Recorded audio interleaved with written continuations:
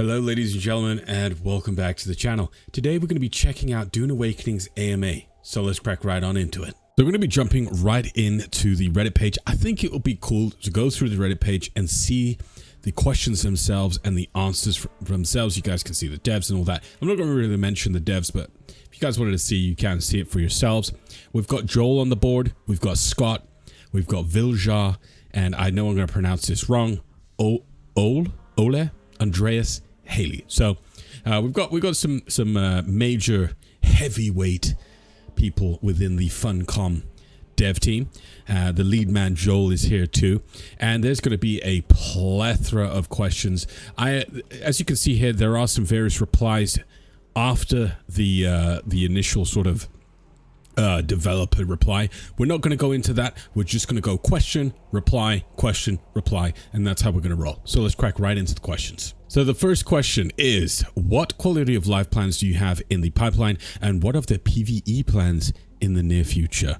We have an update in testing that contains a lot of quality of life updates, which we are aiming to release in early July. When we get closer to it being publicly testable, we will release the full patch notes. It contains too many changes for me to list here, but you'll be seeing it soon. For PvE plans for the future, each of our major updates will also continue the new story content, new PvE content, which will release at the same time as our DLCs come out. I mean, I don't know how he's writing this, but DLCs come out.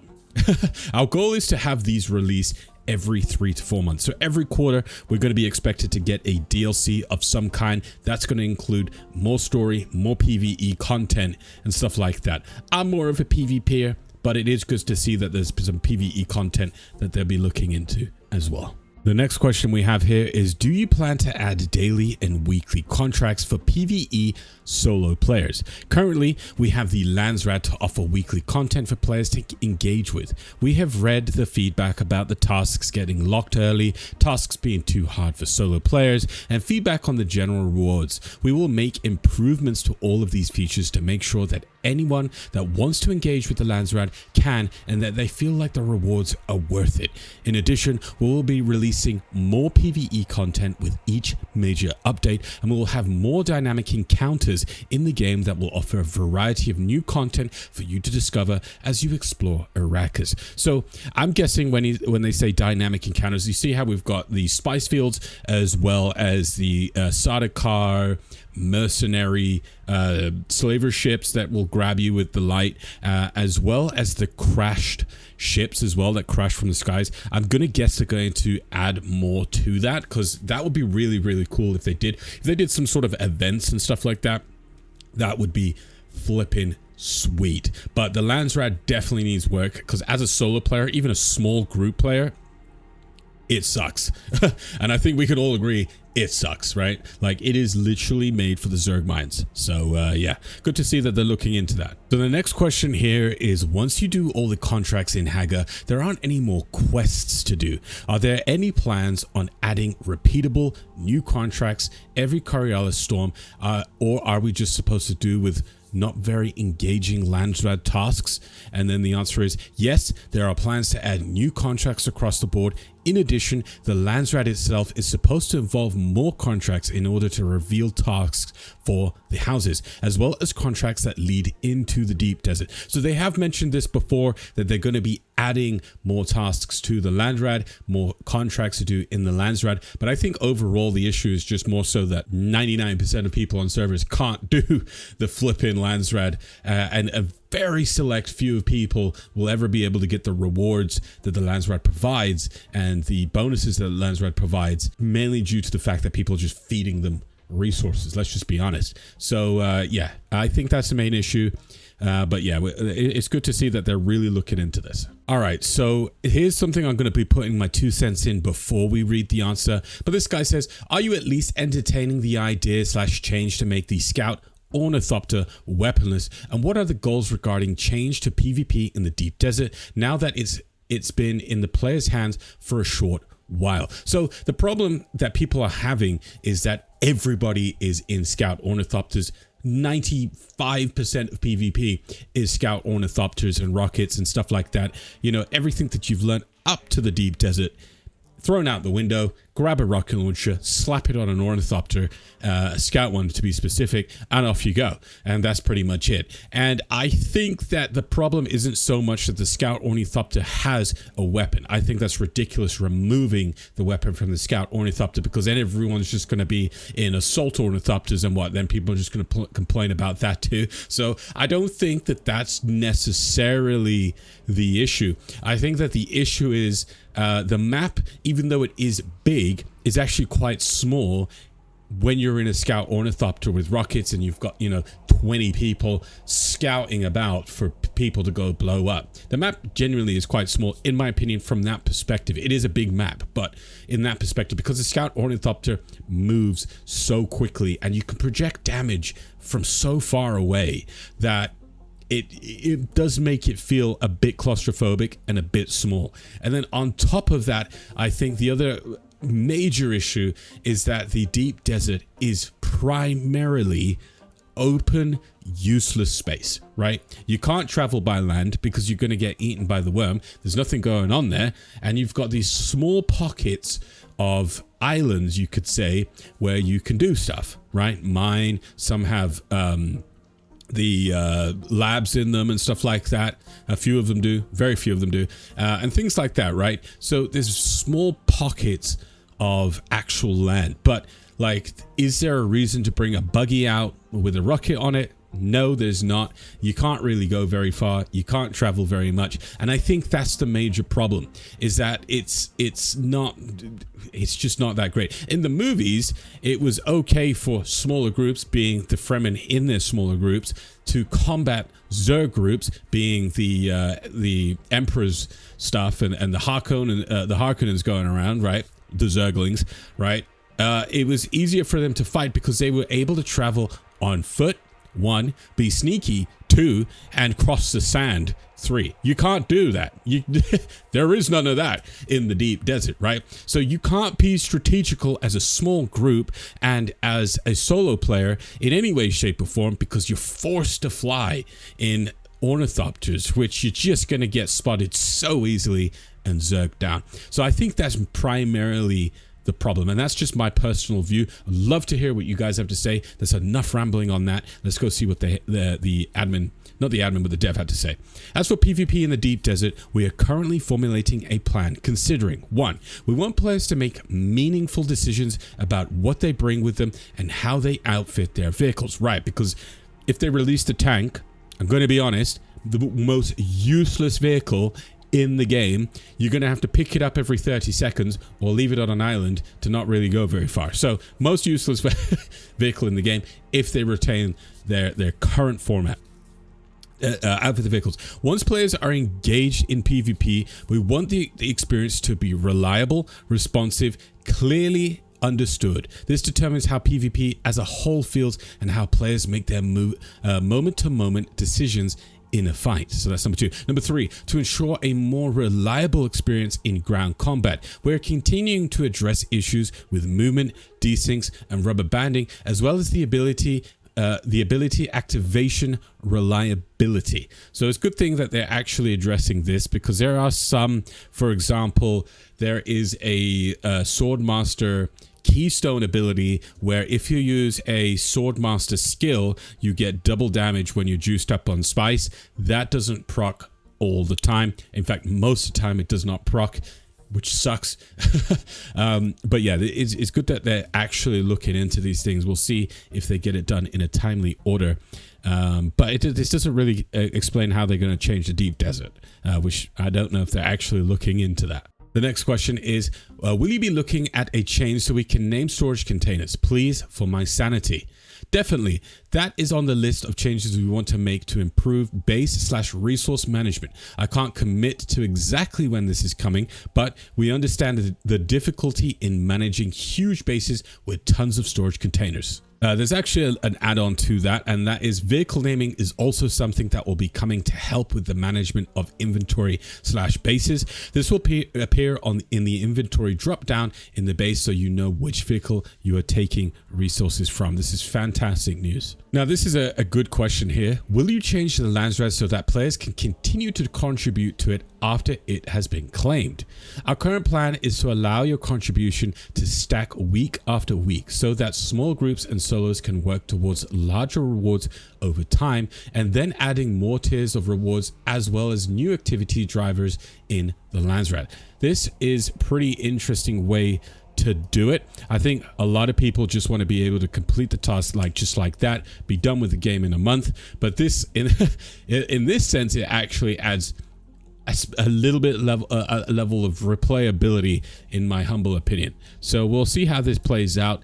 And I think it's something that we have to really test and feel. Okay, so these next two questions are going to be in regards to the Deep Desert. And that is, are there any plans to implement something like faction-based warfare in the Deep Desert with a war map and such? PvP in the Deep Desert is a big issue and almost entirely based on aircraft free-for-all.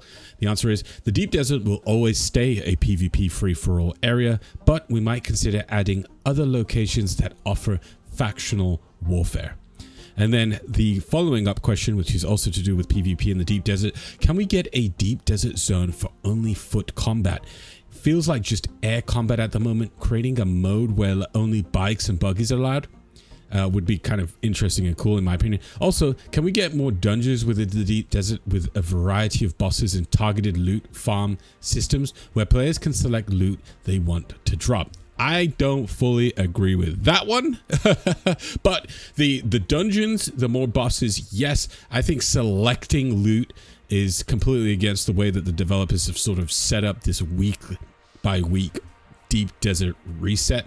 And so the answer to that is no, this is not the plan. However, a lot of our adjustment and balancing are going to drive combat towards the core vision, which is people competing over points of interest in the Deep Desert. The current balancing between vehicles and on foot is not tuned to our liking, and there are multiple changes in the pipeline to address this. Above and beyond bugs we will fix.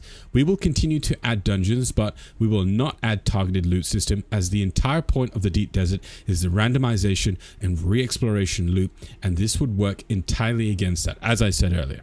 Now, this is a short one, but it's actually quite a sweet one, and that is, are there any plans to make building easier, like being able to replace one floor for another one without having to remove it? And the answer is yes. We are planning to add the option to replace one piece with another without having to destroy it first. That will be flippin' lovely.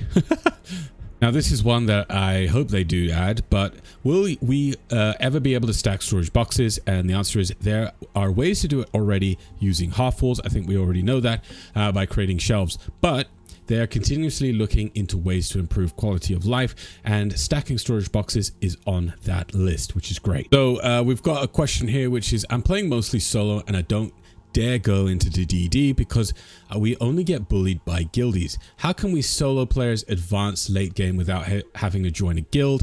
And then this guy goes into PvP is meaningless and it should be full loot, which well, that would suck as a solo player even more. But I don't think the Deep Desert should be full loot, and should only be full loot the way that they've said it with the Landsrat, because it would suck as a solo player currently. Just think for a second, get out the Zerg mind and understand, as a solo player, you're just going to get farmed and pounded into the ground and forced back to go and mine and gather and mine constantly. And it's going to suck. I mean, I'm not saying you can't go into the Deep Desert solo. I do it all the time, but I do it at like 2 o'clock in the morning when no one's really around, and I can sort of just use my knowledge of the game to sort of get in and get out real quick. But you know what I mean? It's a finicky one. Joel actually answers this one, and it's a lot to address here, so I will try and keep my answers short and to the point. What are the plans to improve PvP? We have a lot of plans to address your points about respawn times and revives. Full loot is a decree that can be obtained via the Landsrat, so compete there if you want to make it a reality. There are control points in the Deep Desert already. We have no plans to reduce the Deep Desert size. As we work on the game, we will continue to work on making PvP more rewarding. I am sure you will note I am not being very concrete, but that is because we are planning and watching how people are playing and finding the right points to address. Can we consolidate sietches and servers so people are more frequently for PvE and PvP encounters? We will do this when we feel it is necessary. Can the in-game notifications have the time associated with player or server time zones instead of UTC? Yeah, this is being improved. When are going to fix the classes quests? We're making multiple improvements. Worth noting that a majority of people have zero issues completing them, but we have a few reported issues. Can we have deposit all and extract all button for water storage and any other items? They're working on it. Thank gosh, that is a really nice one. Can we increase the party size or remove friendly fire between guildmates? No, this is the party size we have chosen for the game, and our encounters in PvE are balanced towards this. Changing it is not in our plans. We also expect guilds to coordinate and work together. FF is there to ensure that they do.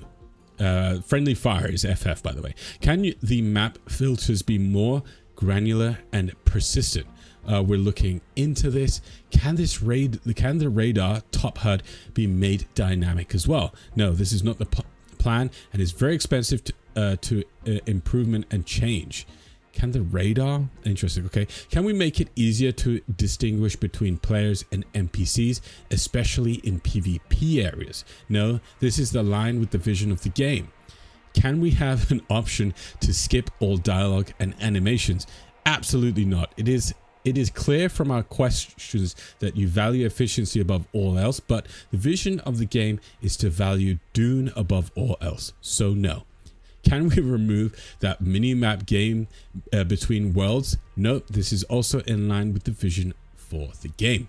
Can you make the map feature be able to toggle the map across the world and see parties, or just toggle between worlds instead of restricting the map only to the player location? No, we have no plans to implement this. It would add a lot of server overhead and is absolutely not worth it. A lot of questions there answered by Joel. Okay, so the next question is, will you be looking at a change that allows us to make a corpse from the storage box and place it directly into the death still? So basically what he's saying is, if there's a box next to the death still, can I access the death still and basically remotely move that corpse? And Joel has a legendary answer here. My friend, the intentionality of lifting a corpse and placing it into the sacred machine known as the death still is a ritual that must be honored with contemplation of each and every victim that you place within it. I was a friend of Jamie's Bila. I can't even pronounce that, not even going to try. Also, death stills are an insanely rewarding way to get water, and we feel that the current design is in line with the convenience given by the automated machinery. There is a core difference between Fremen technology and Chome technology, and corpses are not compatible with the circuit system. So here's another question about the Scout Ornithopter's PvP capabilities and the balancing of it.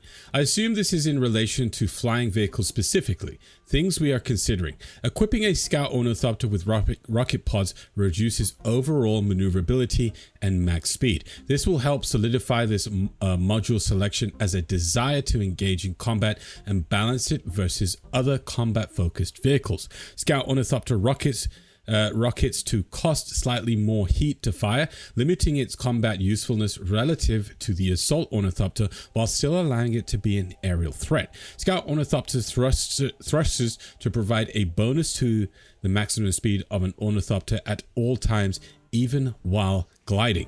So this is interesting. If they did all of this, this would make solo player actually slightly better, because then it's more like, if you're not looking up to the sky and being aware of your surroundings, well, it's kind of on you, isn't it? Like, if you allow someone to get up on you, right? Like, you know what I mean? Like, I've seen people get obliterated by even one Scout Ornithopter. Say they're at a spice field. This is literally what happened, and the guy wasn't looking around him at all. Zero awareness around him, and he got obliterated. You just allowed a scout to just get on him like that. But I think these changes would make things very interesting. I do think the scout needs to be nerfed with rocket pods in some way, shape, or form. Now here's one that I'm super excited for. Will you add the option for duels? So can you 1v1 people? And yes, we are planning to add the possibility to duel. So we could have tournaments. Oh, that is lovely. Sorry, getting excited about that one. Okay, so we've got, this is a very interesting one. Right now, it seems that the game is heavily tied to vehicle movement, and someone wants to be as someone who wants to be a desert wandering, relying heavily on walking the desert, are there any plans to make changes to that? And the answer is we will do walking without rhythm.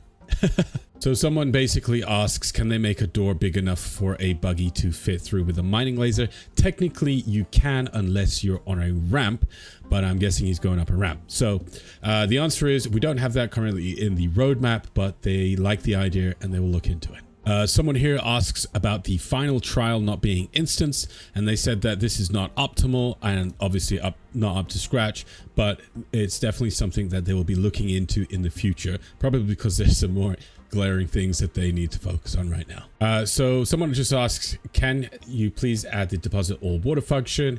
And they said absolutely, and I'm glad to tell you that it is coming. So we're probably going to be seeing that very, very shortly. So this is definitely a major issue, and that is when you respec, you lose your starter point. So if you respec at level 150, you're only going to get 149 skill points back. They basically stated that this is a known issue and it will be coming in an upcoming patch. So definitely look out for that one. So here's an interesting one that I thought we would jump into. I am skipping a lot of questions right now because there's some like kind of whatever stuff, but we got here, will you give more options for solo players within the deep desert, being able to hide in the dunes, or for the exploration Orni to be more agile and without rockets, etc. And basically what they said is Fremen secrets are only known to the Fremen, and we will address what that means sometime in the future. Right, so this is something I definitely wanted to talk about. They say that Fremen secrets are known to the Fremen, and yet we're taking these spies at these Fremen ritual sites, going through Fremen history, learning about the Fremen thumper, the compactor, how to make a still suit, and various other Fremen things. their flipping tent and stuff. So I don't understand this. It's just something I just wanted to throw out real quick, just a mini rant, but it just makes no sense to me. Maybe someone down in the comments could shut me up and be like, this is why, but that's just how I look at it. But they did say that we will make the Scout Thopter be more maneuverable when spec'd for it. So they're obviously going to give the Scout Ornithopter for solo players probably more speed and more maneuverability compared to rockets, which is really exciting. Now, this is something that I definitely want, and this is in regards to the elevator for your bases. They didn't really go through these other questions, and basically what they said was they had plans for a suspensor elevator in the Rift for players' bases, but it got removed from the launch of the game, as there's probably other things they needed to focus on. But they're going to check in with the creative team and see if they can pump that out for a future update, which there really needs to be elevators. Bring them, please. Now, this is one for those that might have joined a different server to their friends, expecting there to be character transfers soon, as well as siege transfers. And in regards to that, they said between sieges will be coming soon, i.e. full visiting with building rights. And then between worlds will likely be possible in the future, but not on the short term. Now, here's an interesting one for those who are possibly looking for a cash shop for skins and cosmetics. And that is no, they don't currently have any plans to add an in-game store and sell cosmetic items. And Joel actually spoke about this in a previous talk about the business model, and the link will be on the Reddit page. If I remember, I'll put it in the description down below if you're interested in that. And that's going to conclude this video. I hope you guys found it helpful, and I hope it helps you guys out. There was definitely a lot the devs had to talk about today, and a lot of questions from people. I did try to skip through the rubbish and the copy and paste. There was a little bit of stuff that I thought was in particularly a bit nonsense, but yeah. But my overall consensus of the AMA and the information given, and for me, is primarily to do with the deep desert. Whatever about PvE. PvE is fun and all, but like, I'm here for the combat. And the changes to the Scout Ornithopter need to happen ASAP Rocky. So I think rocket scouts being nerfed in terms of their maneuverability and maximum speed is a good thing. I genuinely do, and that will put them a little bit more balanced with assaults, and maybe even assaults coming out a bit more on the battlefield. And then as well as ability for solo players and small groups to maneuver around the deep desert with a little bit more speed, especially if they do the change with the booster, or aka the thruster, that will overall increase the scout speed even when gliding, which will add so much more ability for solos and small groups to be able to function and operate in the deep desert. And the deep desert might actually feel a lot more alive because there's going to be a lot more people in there, not getting completely obliterated by Zergs. Now, I know the Zergs are going to complain because they're not going to be able to just look at someone and obliterate them, but hopefully these changes really bring the balance in there, not only for vehicles, especially between the scout and the assault, but also with solos, small groups, and Zergs. Either way, cheers all for joining me. Thanks all for watching, and I'll catch you all on the next one.